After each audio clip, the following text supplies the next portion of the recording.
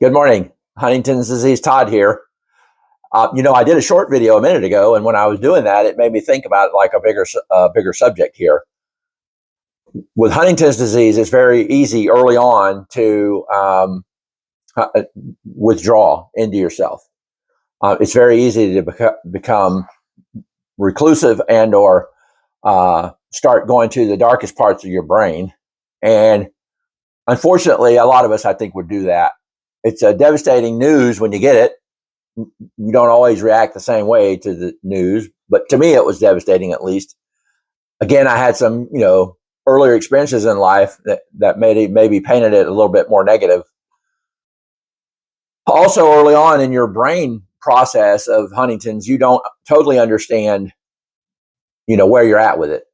You still feel like you're normal and everything is okay. And really, I don't know that you gain the kind of knowledge that I have at the moment until you've had it for 10 years and you can kind of look back and say, oh yeah, man, I was very different in the beginning of this disease, and I felt different and I acted different. It was almost like I had to get everything accomplished that I could. I had to get ready for this, the onset. And so I spent a lot of time in that mode.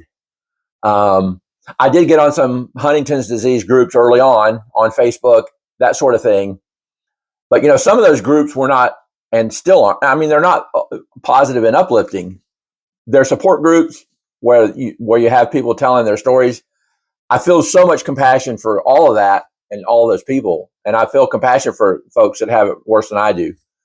But sometimes if you get caught up too much in those compassionate things, when you yourself are suffering, or even you yourself are a caregiver, it can become a real, a real downer. Now, again, those pages have some great information. Some of those support group pages, I don't say ever you need them. We all need support. We all need answers and ideas. So I'm not knocking that at all. But I'm saying if you're the Huntington sufferer and you have it, I think early on, if you could find some positive resources out there. Now, 10 years ago, even at the time, basically, when you went on the page about Huntington's, it would just tell you, this is what happens and this is where it comes from and this is how it can affect everybody else and everything. So if you can get started earlier and try to find positive information, it may help more. I did mention in the short earlier a Facebook group.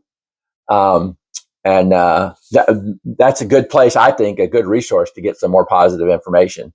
And it's Cure HD. I'm looking at it so I don't forget.